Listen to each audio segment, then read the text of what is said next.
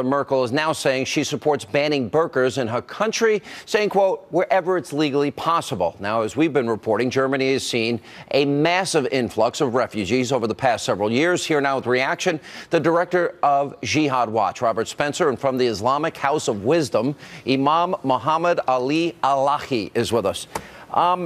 Let me ask you about some countries where a lot of these immigrants are coming from, Imam, and that is, if you come from a country where men tell women how to dress, men tell women that they can't drive, men tell women whether they can go to work or school, men decide whether they can travel abroad, and you believe that you can kill gays and lesbians for being gay and lesbian, and you can persecute Christians and Jews.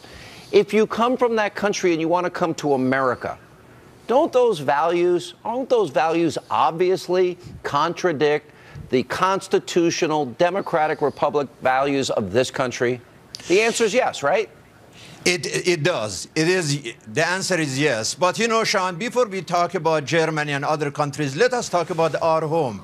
Put the order in our house first. In the last 3 days, 3 ladies not very far from your station in New York City, they were attacked and they did not wear burqa. So it's not about burqa. It is about bigotry. It is about racism and injustice and Islamophobia. I don't think anybody should talk about the real issue now. I condemn anybody that would lash out at somebody or make a judgment against somebody based how they dressed. But that's not my point. If America, which has very limited available, I'll call them slots, for people to come into the country, if you're coming from a country where you grow up under a culture and values that directly contradict ours, that's a clash of cultures. To me, it's irreconcilable. If you come here thinking you can tell women how to dress, that's not going to fly here. That is wrong. But which country are you talking about now? Which country? Okay, Saudi Arabia, the UAE, Kuwait, Oman. You know, which country do you want to go to? Tell your friend Trump why he called King Salman as his first outreach. Listen, you want to talk to Trump, you tell Trump. I'm not your messenger. You tell him yourself. But Robert Spencer, you've been studying this. The bottom line is there is a clash of cultures. And America has to consider whether or not those people that we're bringing into this country are bringing those, let's say, antiquated, insane values with them. There's no doubt about it, Sean. That's absolutely true, and it's very important. The fact is that if there have been attacks against women wearing hijab, that's reprehensible. But the real problem is attacks by Muslim supremacists against women who are not wearing hijab, including right in Canada, a young girl named Aqsa Parvez. She was murdered by her father and brother for not wearing hijab just a few years ago. This has happened elsewhere in America and in Europe. And these are the kinds of values that are coming in where women are essentially commodified and devalued. Imam, I'll ask you. That Imam, is an exception. Imam, that is wrong. I got a question for you. We condemn. If such a thing happened, we condemn that. That's wrong. Imam, Robert's bringing up a good point. You're asking me which countries treat women, gays, lesbians, Christians, and Jews this way in the name of your religion. Let me get my question.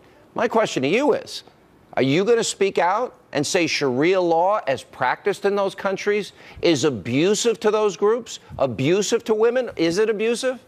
Of course. If in you the are name talking of your about Sharia religion? law, if you are talking about Sharia law in Saudi Arabia, of course that's not Sharia law. That is ISIS law. That is Al-Qaeda law. What about Iran? That is Iran abusive to gays? That is anti-Islamic. I got videos of gays and lesbians being thrown off roofs in Iran. Is that equally abusive? You know, in Iran, at least there is a democracy. The Jews, the Christians, they have their representative in the parliament. Oh, so for you, this is Sunni versus versus Shia. This isn't about what's right and wrong. Is what Iran does an abuse towards women and gays and lesbians? Yes or no? There is no abuse to women and gay in Iran. So show me the evidence. Show me. You want to trash the Sunnis, but not the Shia. No. It's not about Shia. It is about truth. It is about justice. I don't care about the sectarianism. I'm talking about justice. I'm talking about justice. Is Iran the number one state sponsor? Show me the evidence. Show me the evidence. Where in Iran there is such a thing? Is Iran the number one state sponsor of terror in the world? That is your version. I'm that asking is your you, version. is Iran that is, a state sponsor of terror? Yes or no? No, I don't believe so. Oh, okay. No, I don't believe so. That so you is your support the version and mullahs in your Iran, the terrorists in Iran. Great. Robert, I Well, think we you got know, to the bottom that's of it. Took a while. Iran is the leading state sponsor of terror. That's a matter of demonstrable fact. And it supports Hezbollah, Hamas, the Taliban, Al-Qaeda. Any jihad there is, Iran is involved in some way or another. Are you talking about Iran now, or you're talking about Burka? Are you talking about Germany, or you're talking about Iran now? And the covering of women in Islamic law is not Imam, let him talk. about America. All right, coming up, we need your help with a very important question of the day.